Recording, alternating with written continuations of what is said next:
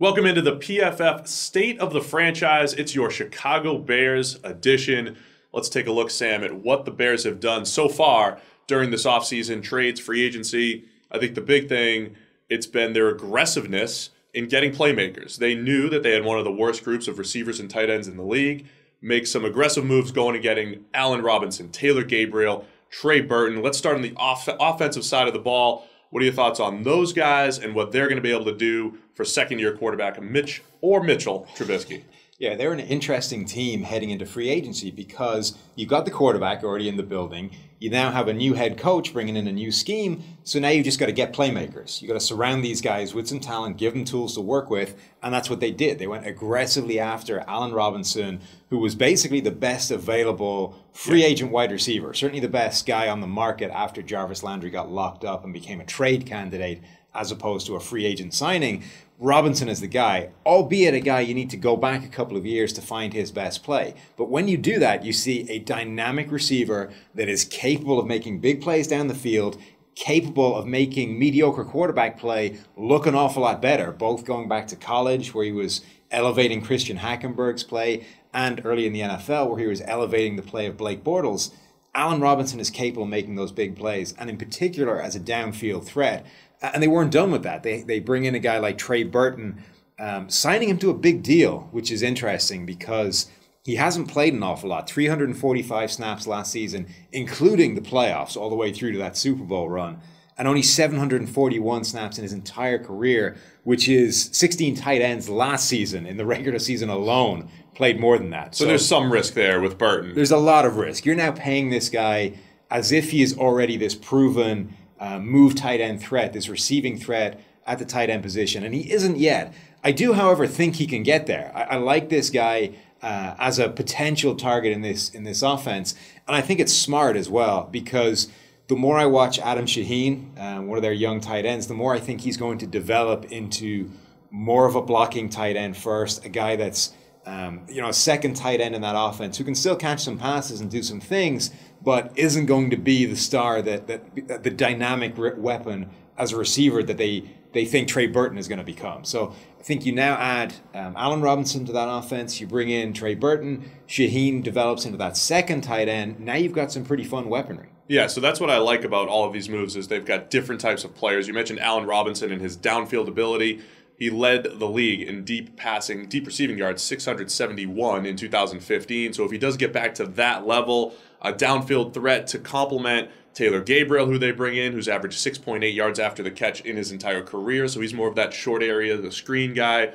Burton, you mentioned, as that mismatch tight end. So now they have all different types of weapons on the offensive side of the ball.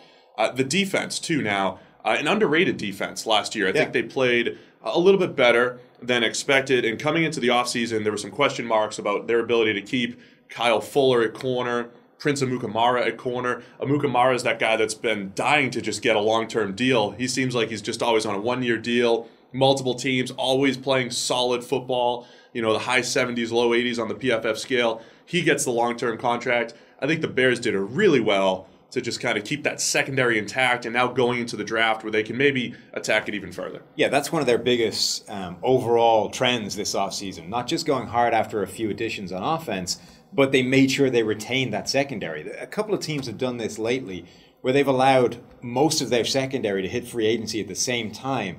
And for the Bears, it could have been a major problem because Kyle Fuller ended last season playing fantastically, had some incredible games during the season overall. And they retained those guys. They brought them back. That secondary is back intact. It has quality safety play on the back end as well, the guys that weren't free agents. So in theory, that is a vastly improved team just by retaining its own players. But they also made some other moves there. And one of the underrated moves, I think, is bringing in former 49ers edge rusher Aaron Lynch, who, again, is another guy where you've got to go back a couple of seasons, back to 2015 to get his best play. But if you go back that far, Lynch had 62 total pressures back in 2015. Nobody else on the edge for the Chicago last season had more than 36. So you're almost doubling the amount of pressure they were able to produce from any one edge rusher if Lynch gets back to that kind of level. Pernell McPhee, who they let walk out the door, had only 17 total pressures last year. albeit on a vastly reduced number of snaps due to injury.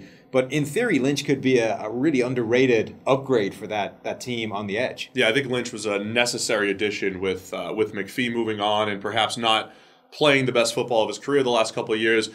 The edge rush is still something I think they're going to look for in the draft. I mean, you've got Leonard Floyd on one side. You're still hoping that he truly lives up to that first-round potential. Lynch on the other side, still have room for depth there. The whole front seven, really, a place where I think looking forward, they could continue to add depth when it comes to the draft, like what Nick Kwiatkowski's done, Danny Trevathan at inside linebacker, but I think the whole front seven, a place that you're looking forward in the draft. Losing Josh Sitton, going back to the offensive side, though, at guard, another place where, you've got maybe the best pass-protecting guard in all of the NFL. No, maybe. Oh, he is. He's like the I called him the Joe Thomas of guards. Is that fair? Certainly when it comes to pass protection. Joe Thomas was always a quality run blocker as well, but he was the standard for pass blocking left tackles in the league for basically his entire career. In pass protection, Josh Sitton is the standard of pass blocking in the NFL. So from that point of view, it's fair. So a lot of people, with the Bears at 8, sometimes linking them with Quentin Nelson, the guard out of Notre Dame. I think there's a lot of different ways that the Bears can go. But I know going into the draft, let's take a look at that front seven, maybe some secondary depth. Can definitely use more offensive line depth, but I love what they've done with the playmakers, and I think looking into next year, Mitch Trubisky, much better weapons to throw to after, not the greatest receiving core as a rookie. Yeah, I think they've put themselves in this free agent period in a really good position heading into the draft. Before free agency, this was a team with a lot of holes, a lot of positions they needed to address and get serious help. Now they can head into the draft with a good pick. Number 8 overall is where they start from, really only needing to address depth. They've got a couple of positions they could plug in and get a day one starter, and it would help. Certainly guard is now an issue. You've taken what was potentially on paper the best interior offensive line in the entire NFL, and now you've got to plug one of those spots. But still, they can still upgrade a tackle. They need a guard. They can probably use a linebacker, maybe another wide receiver. But generally, this is now a team looking for depth with a starting structure in place, whereas just a month ago, that wasn't true. Very nice offseason so far for the Chicago Bears. That is your PFF State of the Franchise, Chicago Bears edition.